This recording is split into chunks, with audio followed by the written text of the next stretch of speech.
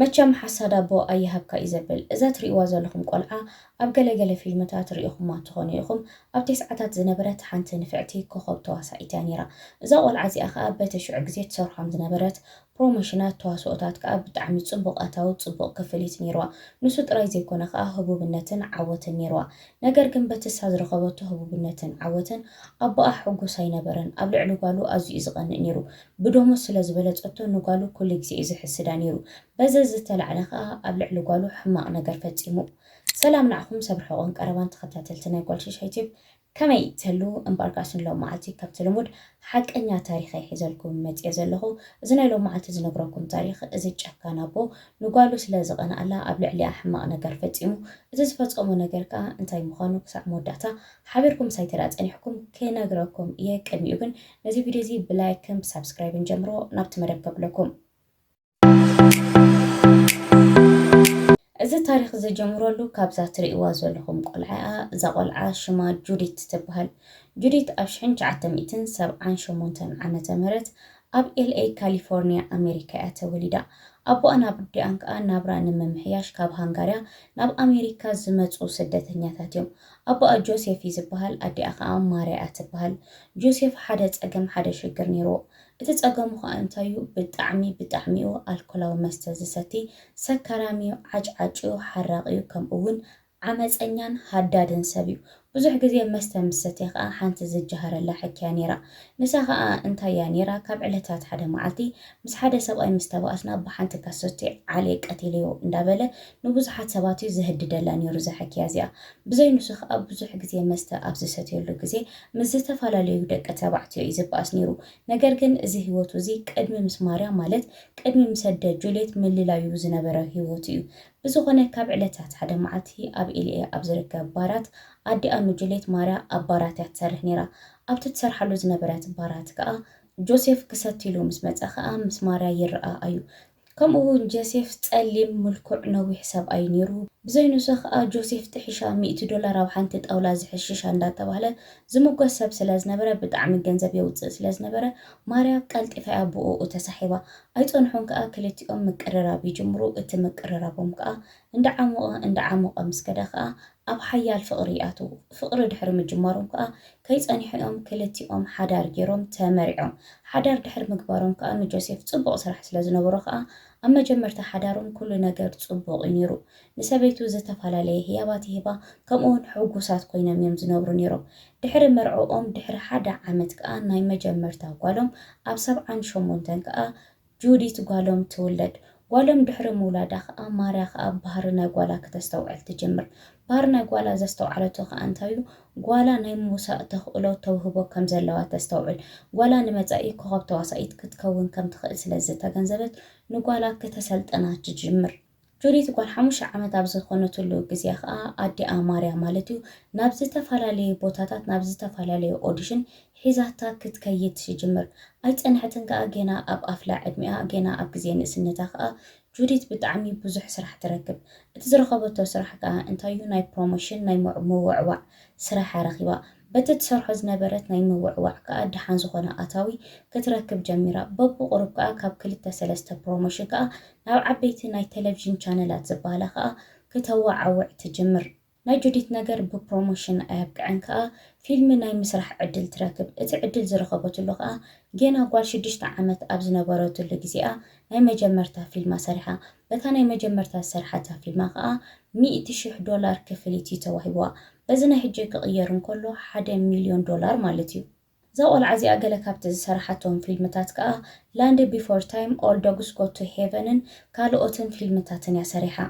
ብድሕሪዚ ኣብታ ስድራቲኣ ለውጢ ክመፅእ ስለ ዝጀመረ ማለት ብናይ ጓሎም ገንዘብ ብጣዕሚ ብዙሕ ኣታዊ ስለ ዝረኸቡ ሃብቲ ስለ ዝረኸቡ ካብቲ ዝነበሩ ናይ ድኻታት ፀቢብ ኣፓርታማ ወፂኦም ከዓ ኣብ ደሓንን ኣብ ፅቡቕ ዝኾነ በዓል 3 መደቀሲ ዘለዎ ገዛ ይቕይሩ። ኣብኡ ከዓ ፅቡቕ ናብራ ክነብሩ ይጅምሩ።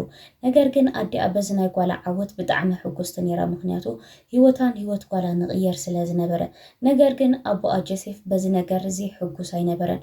በቲ ዓወት ናይ ጓሉ በቲ ደሞዝ ናይ ጓሉ በቲ ህቡብነት ናይ ጓሉ ዝና ናይ ጓሉ ክቐኒ ይጅምር ጓሉ ንዕኡ ብደሞዝ ስለ ዝበለፀቶ ብጣዕሚ ይሓርቕ ካብ ምሕራቕ ዝተላዕለ ከዓ እንታይ ክገብር ይጅምር ንሰበይቱን ንጓሉን ከዓ መዓልታዊ ይፀርፈን ይሃርመን ኣቢዝ ይገብረን እዚ ኣብ ልዕሊ ጓሉን ሰበይቱን ዝገብሮ ዝነበረ ዓመፅን ማህረምትን ከዓ ብዙሓት ሰባት እዮም ዝፈልጥዎ ነይሮም ነገር ግን ማንም ከድሕነን ዝኽኣለ ሰብ ኣይነበረን ወላ እውን ኣዲ ኣኑ ጁድየት እንትኾነት እውን ካብቲ ሓዳርቲ ካብቲ ቶክሲክ ዝኾነ ሪሌሽን ከተምልጥ ኣይከኣለትን እቲ ኣቦ ኣኑ ጁዲት ኣብ ልዕሊኣ ናብ ልዕሊ ዲኣን ዘውርዶ ዝነበረ ማሰይቲ ፀርፍን ምቕጥቃጥን ጥራሕ ኣይኮነን ከምኡውን ስነ ልቦናዊ መጉዳእቲ እውን የውርደለን ነይሩ እዩ ብዘይንሱ ከዓ ጆሴፍ ኣብ ዝኸዶ ቦታ ምስ ዝኾነ ሰብ ኣብ ዝተረኸበሉ ሽም ሰበይቱን ሽም ጓሉን ከለዓልን ከሎ ከም ዝቐትለን ይዝፍክረለን ነይሩ ከምኡውን ጁዲት ብዙሕ ግዜ ናብ ኣኼባታት ክትሳተፍ ናብ ዝተፈላለዩ ኦዲሽን ኣብ ትፅዋዓሉ ግዜ ከዓ ብዙሕ ግዜ ተፈጊኣ ቆሲላ ገለመሊኣ ትመፅእ ነይራ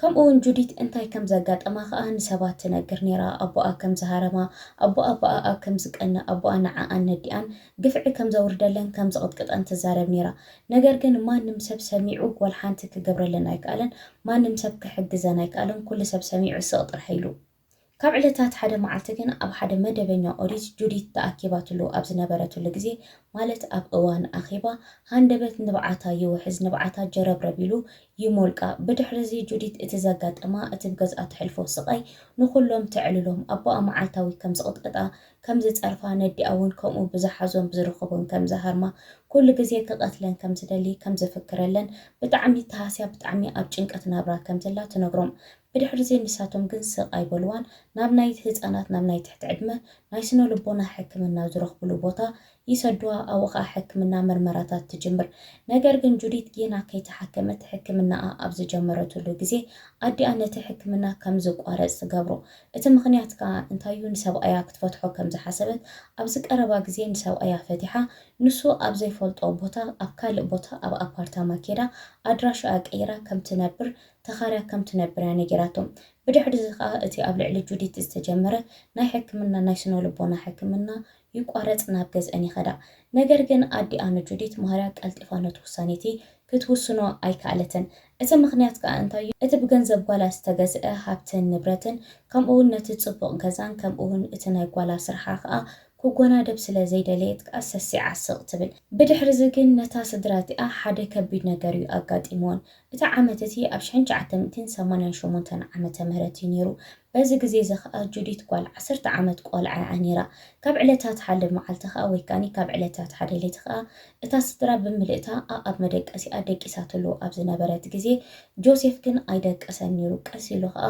ሾሊኾ ናብ ናይ ጓሉ መደቀሲ ብምእታው ከዓ ሽጉጥ ሒዙ ኣነፃፂሩ ናብ ርእሲ ጓሉ ተኪሱ ንጓሉ ግንባራ ሃሪሙ ይቐትላ ብድሕሪ እዚ ከዓ ማርያ ድምፂ ቶክስ ሰሚዓ ጓላ ንምድሓን እንዳጎየየት ምስ መፀት ከዓ ንሱ ከዓ ንሰበይቱ ከዓ ከም እንደገና ኣብቲ ኮሪዶር ከዓ ተኪሱ ይቐትላ ሓደ ግዜ ጥራሕ ዘይኮነ ከዓ ደጋጊሙ ተኪሱ ይቐትላ ብድሕሪ እዚ ከዓ ነቲ ገዛ ብሓዊ ብምቅፃል ከዓ ነታ ሽጉጥ ናብ ነብሱ ኣነፃፂሩ ንሱ ንባዕሉ ነብሱ የጥፍእ እቲ ዝሕዝን ነገር ከዓ ማርያ ማለት ኣዲ ኣኑ ጁዲት በታ ዝሞታላ ምሸት እንታያ ክትሓስብ ኣምስያ ንፅባሒቱ ንጎ በፅባሕታ ዝሞታላ መዓልቲ ማለት እዩ ንሰብኣያ እቲ ናይ ፍትሕ ወረቐት ንኽተቕርበሉ እዩ ነይሩ ሓሳባ ነገር ግን ኣብ ኩሉ ከይተበፅሐ እዚ ሰብኣይ እዚ ጓሉ ንዕኡ ብዶሞ ስለ ዝበለፀቶ ብዝና ስለ ዝበለፀቶ ብሃብቲ ስለ ዝበለፀቶ ብቕንኢ ተላዒሉ ንጓሉን ከምኡውን ንሰበይቱን ከምኡውን ንነብሱ ኣጥፊኡ እዚ ነገር እዚ እንታይ ትብሎ ናይ ነገር ጥዕና ዶ ትብሎ